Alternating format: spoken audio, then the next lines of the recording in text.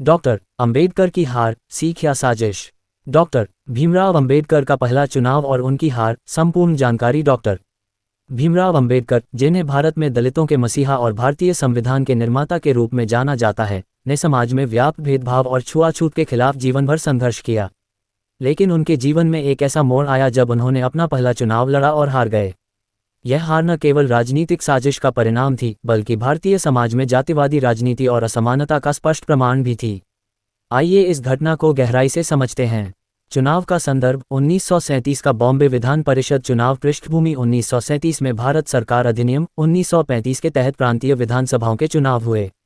Doctor Ambedkar ने ये चुनाव बॉम्बे प्रेसिडेंसी में केंद्रीय विधानमंडल की एक सुरक्षित सीट दलित वर्ग के लिए आरक्षित से लड़ा।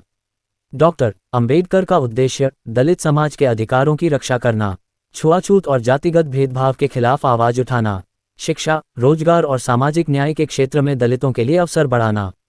राजनीतिक दल डॉक्टर अंबेडकर ने 1936 में स्वतंत्र labour party independent labour party ILP का गठन किया था, जिसने श्रमिक वर्ग और दलितों के अधिकारों के लिए चुनाव लड़ा। उनके मुख्य प्रतिद्वंदी थे कांग्रेस पार्टी के उम्मीदवार। चुनाव प्रचार और अंबेडकर की रणनीति। अंबेडकर का दृष्टिकोण। 1. शिक्षा और जागरूकता। उन्होंने दलितों को जागरूक करने के लिए कई सभाएं कीं। उनके भाषणों में दलितों के लिए शिक्षा और सामाजिक सम्मान की वकालत थी। 2. दलितों का एकीकरण। अंबेडकर ने कहा कि अगर दलित संगठित नहीं होंगे तो उनका भविष्य हमेशा दमनकारी ताकतों के हाथ में रहेगा। 3. सामाजिक न्याय का एजेंडा। उन्होंने आर्थिक असमानता को खत्म करने और श्रमिकों के अधिकार सुनिश्चित करने पर जोर दिया। कांग्रेस की रणनीति। कांग्रेस पार्टी, जो उस समय मुख्यधारा की पार्टी थी, ने डॉक्टर अंबेडकर को हराने के लिए जातिगत समीकरणों का सहारा लिया। 1. दलित वोटों का विभाजन। कांग्रेस ने दलित समुदाय में से ही अपने उम्मीदवार खड़े किए ताकि अंबेडकर के वोट कम हो जाएं। 2. झूठे वादे। कांग्रेस ने अस्पृश्यता खत्म करने और दलितों को अधिकार देने का वादा किया, लेकिन उनकी नीति केवल अंबेडकर के प्रभाव को कम करना थी। 3. धन और शक्ति का इस्तेमाल। कांग्रेस ने बड़े पैमाने पर धन और संसाधनों का उपयोग किया। कई स्थानों पर दलितों को धमकाया गया कि वे अंबेडकर को वोट न दें। चुनाव परिणाम और अंबेडकर की हार। 1937 के चुनाव में डॉक्टर अंबेडकर हार गए। मुख्य कारण। 1. वोटों का बंटवारा। कांग्रेस ने जानबूझकर दलित समाज को विभाजित किया। 2. संसाधनों की कमी। अंबेडकर की पार्टी नहीं थी और उसके पास धन और प्रचार तंत्र की कमी थी। 3. जातिगत ध्रुवीकरण। ऊंची जातियों के मतदाता संगठित होकर कांग्रेस को समर्थन दे रहे थे। 4. सामाजिक दबाव। कई दलितों को सामाजिक दबाव और धमकियों का सामना करना पड़ा। साजिश। डॉक्टर अंबेडकर के खिलाफ योजना। कांग्रेस की नीति। कांग्रेस ने उस समय अस्पृश्यता मिटाने का वादा किया, लेकिन ये केवल चुनावी चाल थी। कांग्रेस का उद्देश्य अंबेडकर के नेतृत्व को कमजोर करना और दलित समाज को अपने प्रभाव में रखना था। ब्राह्मणवादी ताकतों की भूमिका। समाज के ऊंचे वर्गों ने अंबेडकर के खिलाफ प्रचार किया और उन्हें धर्मविरोधी करार दिया। अंबेडकर के खिलाफ अफवाहें फैलाई गईं कि वे हिंदू धर्म को खत्म करना चाहते हैं। दलितों का इस्तेमाल। कांग्रेस ने कुछ दलित नेताओं को प्रलोभन देकर अपने पक्ष में किया ताकि अंबेडकर के समर्थन में कमी लाई जा सके। हार के बाद डॉक्टर अंबेडकर का दृष्टिकोण। आत्ममंथन। चुनाव हारने के बाद डॉक्टर अंबेडकर ने आत्ममंथन किया और समझा कि राजनीतिक संघर्ष के साथ साथ सामाजिक और कानूनी सुधार भी जरूरी हैं। आंदोलन को और तेज करना।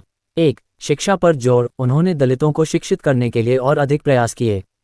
2. संविधान सभा की तैयारी। उन्होंने समझा कि दलितों के अधिकारों की रक्षा के लिए संविधान में ठोस प्रावधान होना जरूरी है।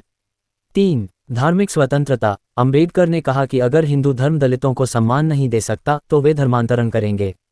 इस हार के दूरगामी प्रभाव। 1.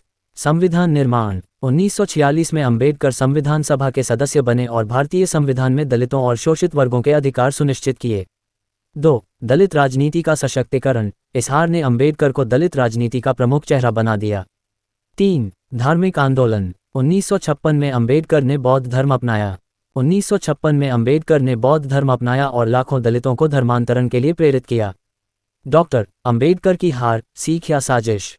साजिश के प्रमाण। कांग्रेस और ऊंची जातियों ने अंबेडकर के खिलाफ षड्यंत्र किया। दलितों को भ्रमित करने और उनके मतों को बांटने की योजना बनाई गई। सीख। अंबेडकर ने इस हार को अपने संघर्ष की प्रेरणा बना लिया। उन्होंने समझा कि असली लड़ाई सामाजिक और कानूनी सुधार के जरिए लड़ी जाएगी। निष्कर्ष। डॉक्टर भीमराव अंबेडकर का पहला चुनाव हारना उनके जीवन का महत्वपूर्ण मोड़ था। यह हार भारतीय राजनीति में जातिवाद और साजिश का एक काला अध्याय है। लेकिन अंबेडकर ने इस हार को अपनी कमजोरी नहीं बनने दिया। उन्होंने इसे अपने संघर्ष की प्रेरणा बनाते हुए भारत के संविधान में दलितों के अधिकारों को सुनिश्चित किया और उन्हें सामाजिक न्याय दिलाने का कार्य किया। ये घटना हमें सिखाती है कि सच्चा नेता वह होता है जो असफलता से सीखता है और उसे अपनी ताकत बनाता है।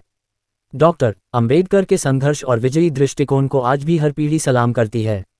सूचना सिर्फ मान्यताओं और जानकारियों पर आधारित है। यहाँ ये बताना जरूरी है कि यह मेरा वीडियो किसी भी तरह की मान्यता जानकारी की पुष्टि नहीं करता है।